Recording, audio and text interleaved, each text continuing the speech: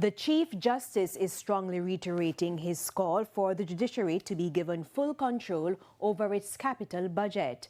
Brian Sykes again made the appeal during today's swearing-in ceremony for 6 members of the judiciary.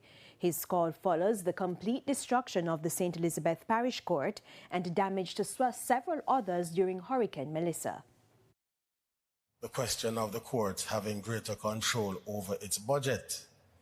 While the legislation is there that would indicate that the court is responsible or through the CAD for maintenance and the ministry responsible for major capital works, there is a problem. Chief Justice Sykes says the executive is usually slow to respond.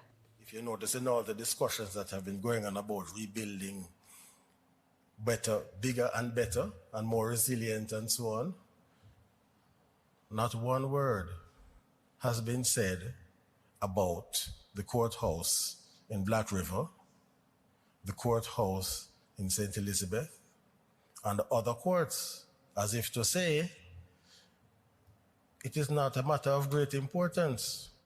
He argues that courthouses are in a deplorable state and judges and staff members struggle to deal with the poor working conditions.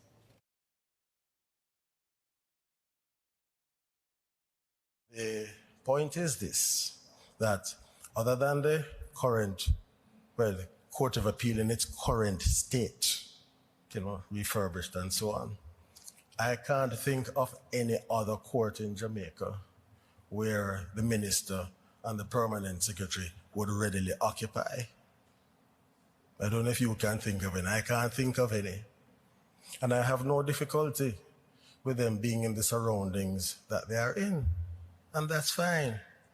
But the biblical principle, do to others as you would like done unto you,